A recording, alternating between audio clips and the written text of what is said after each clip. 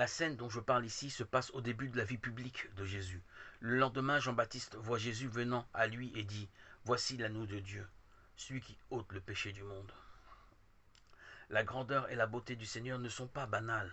Au premier coup d'œil, cet homme en impose, et Jean-Baptiste, tourmenté par le destin tragique qui se lit sur ce beau visage, s'écrie « Voici l'agneau de Dieu, celui qui ôte le péché du monde. » L'agneau pour un juif, c'était le sacrifice pour le péché, c'était la victime de l'Holocauste complètement détruite en expiation.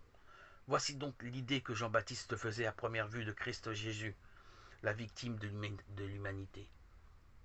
Pour lui, Jésus est celui qui enlève le péché du monde. Il est porteur de la grande espérance entrevue par tous les croyants et les prophètes d'Israël, un monde réconcilié avec Dieu, où le péché ne régnera plus en maître.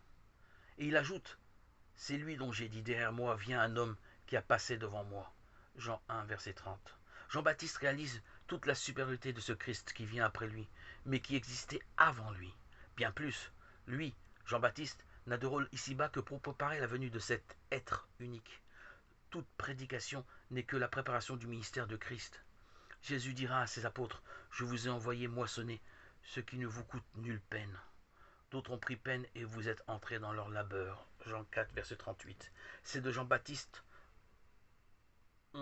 dont il parlait ainsi.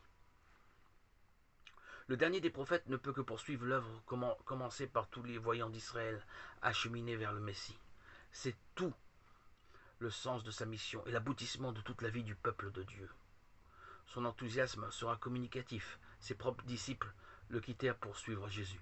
Il leur décrit Jésus en tels termes qui leur a permis de pressentir l'identité de l'élu de Dieu, rempli de l'Esprit Saint et dont le feu purifiant est l'amour incréé, se déversant sur les êtres fragiles que nous sommes.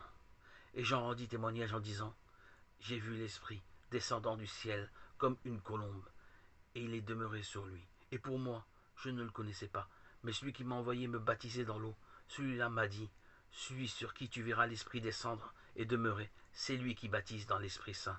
C'est bien ce que j'ai vu, et j'ai rendu témoignage que celui-ci est élu de Dieu. » Jean 1, versets 32-34.